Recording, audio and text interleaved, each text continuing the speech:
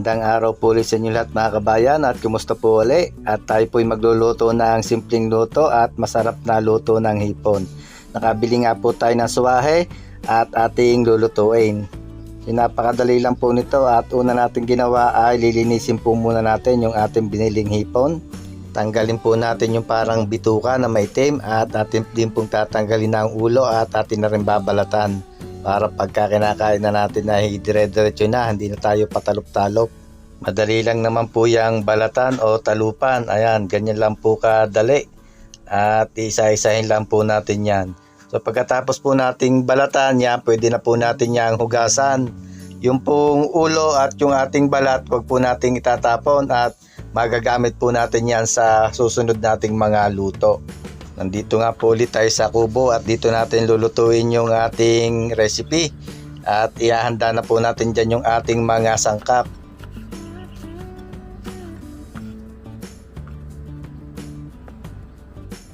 Gagamit po tayo dyan ng bawang, sibuyas, siling panigang o siling green, butter, brown sugar, banana ketchup, sweet chili sauce, black pepper, liquid seasoning at oyster sauce.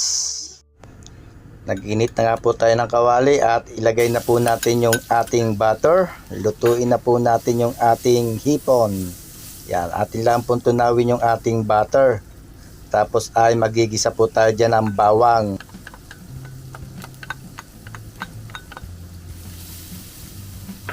Luluto-lutuin lang po natin yung ating bawang hanggang sa lumabas ang aroma at tustahin po natin ng konti.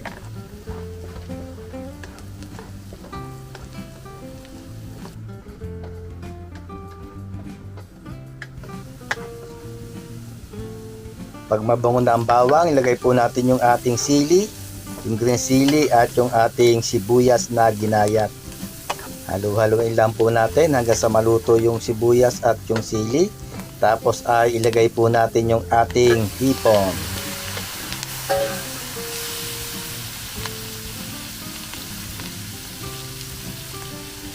Timplahan po natin. Maglagay tayo ng brown sugar, liquid seasoning.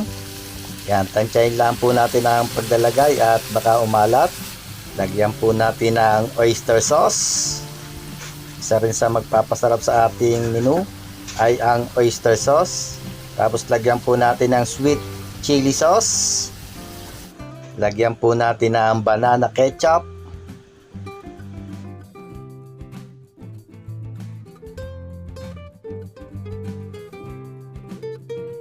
Haluin lang po natin mabuti at yan po ay saglit lang ating iluluto.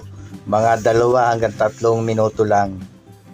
Madali po kasing maluto yan, yung hipon, lalo na pag tinalupa natin.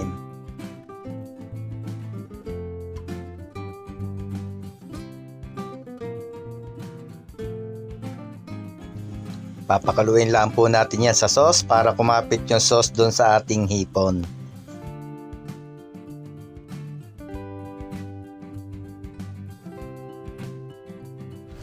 Ganun lang po kadali at okay na itong ating sweet and spicy hipon.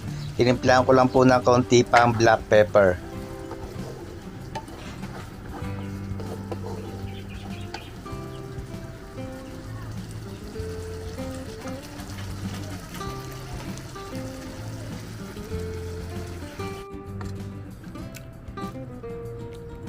Hanguin na nga po natin at ready to serve na yung ating hipon. Napakadali lang po at napakasimpleng gawin.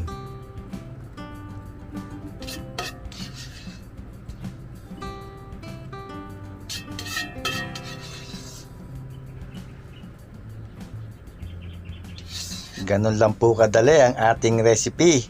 Sweet and spicy hipon. Ayan, napakadali po at pwede nyo pong subukan. Yan po ay tinikman na nga ng aking pamangkin na si Chocoboy at mukha namang nasarapan siya at gustong-gusto niyang mag-upisa na kaming kumain. Nagtimpla po muna tayo ng ating maiinom, malamig na iced tea at medyo maanghang po yung ating kakainin ay kailangan may masarap na maiinom. At bago po makalimutan ay babatiin ko lang po ng happy 40th birthday celebration si Ma'am Donna Hernandez Nalios. At shoutout din po at maraming salamat kay Sir Henrik Nalios and family from Milano, Italy. Ingat po palagi kayo dyan, ma'am and sir, at sana po ay magkita tayong muli. Happy birthday po ulit, Ma'am Donna Hernandez Nalios.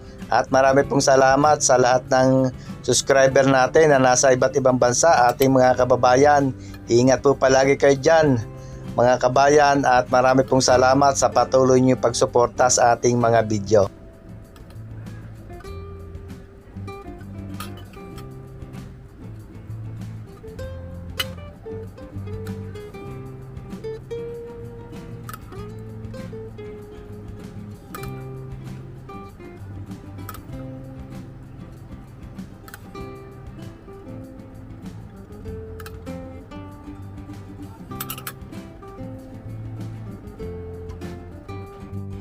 Kain po tayo mga kabayan, at kasalo ko nga po ang aking pamangkin na si Chocoboy. Yun pong iba kong pamangkin ay busy pa sa paggagawa ng mga assignment.